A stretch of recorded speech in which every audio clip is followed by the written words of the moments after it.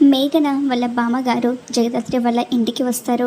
ఇక ఒక పెళ్లి కొడుకును కూడా జగదాత్రి కోసం వెంట తీసుకొస్తారు.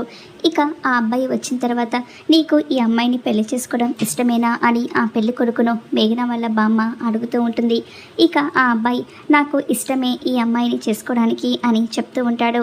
ఇక జగదాత్రి మరి నీకు ఈ అబ్బాయి నచ్చాడా అని మేఘన వాళ్ళ బామ్మ దాత్రిని అడుగుతూ ఉంటుంది. ఇక ఇంతలో దాత్రి నేను పెళ్లి కొడుకుతో కొంచెం పర్సనల్గా మాట్లాడాలి అని చెప్పి ఆ పెళ్లి కొడుకుని తీసుకుని పైన గదిలోకి వెళ్తూ ఉంటుంది. ఇక కేదార్ ఈరోజు దాత్రి చేతిలో వీడు అయిపోయాడు అని మనసులో అనుకుంటూ ఉంటాడు.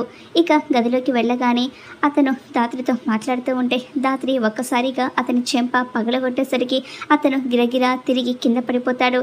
ఇక ఆ తర్వాత మళ్ళీ దాత్రి అతని ముక్కుపై కొడుతూ ఉంటుంది. ఇక ఆల్రెడీ నాకు పెళ్ళయింది, మళ్ళీ పెళ్లి చేసుకోవడం ఇష్టం లేదు అని దాత్రి అతనికి నిజం మొత్తం కూడా చెప్పేస్తూ ఉంటుంది.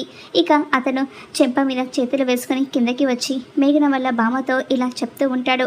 ఆల్రెడీ కేదార్తో పెళ్ళయిన జగదాత్రితో నాకు పెళ్లి చేయాలని చూస్తారా అని అతను నిజం చెప్పేస్తూ ఉంటాడు. ఇక ఆ మాట వినేసరికి మేఘన వాళ్ళ బామ్మ ఇద్దరు కూడా షాక్ అయిపోతూ ఏంటి జగదాత్రికి కేదార్తో పెళ్ళైపోయిందా అని గట్టిగా అంటూ ఉంటుంది. ఇక కేదార్ దాత్రి అమ్మయ్య ఇప్పటికైనా వీళ్ళకు నిజం తెలిసిపోయింది అని మనసులో అనుకుంటూ ఉంటారు. మరి ఇదంతా కూడా నిజమా లేదంటే కళ అనేది రాబోయే ఎపిసోడ్లో చూద్దాం.